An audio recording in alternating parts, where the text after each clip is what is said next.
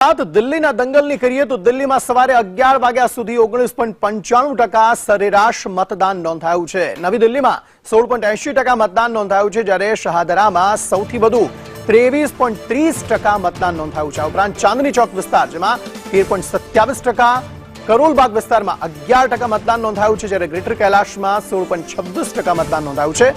આરકેપુરમમાં 16.26% મતદાન નોંધાયું છે। વહેલી સવારથી દિલ્હીવાસીઓ મતદાન મથકે પહોંચી રહ્યા છે। અલગ અલગ જે નેતાઓ છે તેઓ પણ મતદાન મથકે પહોંચી રહ્યા છે। રાહુલ ગાંધીએ મતદાન કર્યું છે, મનીષ સિસોદિયાએ મતદાન કર્યું છે। દિલ્હીના જે મુખ્યમંત્રી છે આતિશી, તેમણે પણ પોતાના મત વિસ્તારમાં જઈને સ્વાતિ માલીવાલ જેઓ પણ મતદાન કરતા દેખાઈ રહ્યા છે। તો અલગ અલગ નેતાઓની સાથે સામાન્ય લોકો પણ મતદાન મથક સુધી પહોંચી રહ્યા છે અને ખૂબ સારું મતદાન હાલના સમય સુધી અત્યારે જોવા મળી રહ્યું છે।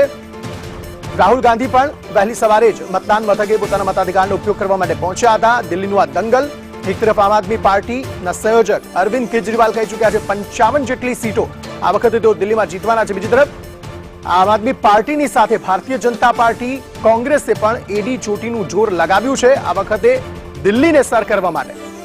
જોવાનું રહેશે કે આ વખતે શું ફરી એકવાર આમ આદમી પાર્ટીની સરકાર બને છે કે પછી દિલ્હીમાં પરિવર્તનની હવા ફૂંકાય છે।